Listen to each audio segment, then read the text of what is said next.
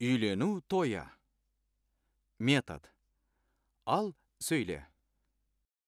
Той десе, ішкен асымызды жерге қоямыз ғой. Яғни, мейрамнан артық ештеңе жоқ. Онда үйлену тойы жайында әңгімелесейік. Болды, Арман үйленеді. Қалыңдығы кім?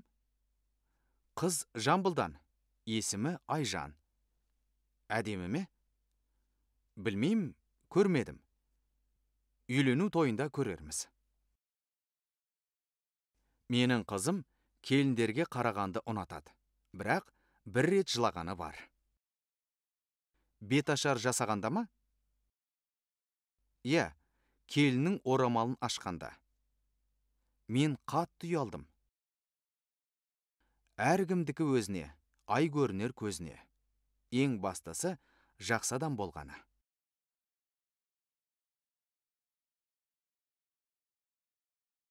Әрине, бірақ қызыма оны қалай түсіндіресің? Ол ханшайымдарды ұнатады.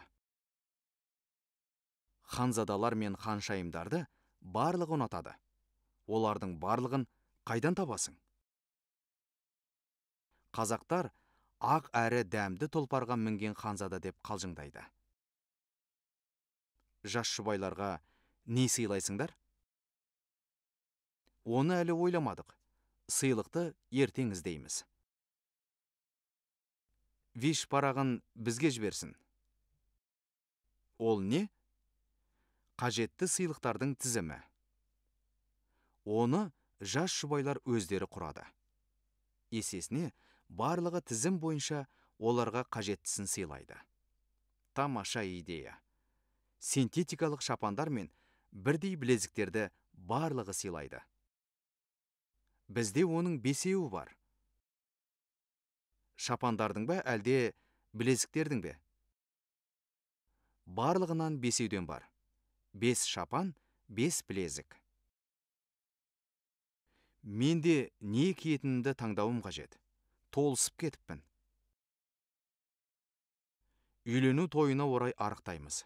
Енді не шара? Бастысы қызықты болса, және музыка жақсы болса. Мен Қызыл өрік әнін ұнатамын. Жан тәнімізбен билейміз. Тілекті алдын ала ойластыру қажет. Тереза ана айтқандай, қонаққа шынайы ниетсіз және бос қол баруға болмайды. Қалай? Қайталап жіберіңізші, өтінем. Айфонға жазып алайын. Айтпақшы, біздің курсымыздың аяқталуын тойлатуды ұмытпаңдар. Тойымыз бітпесін.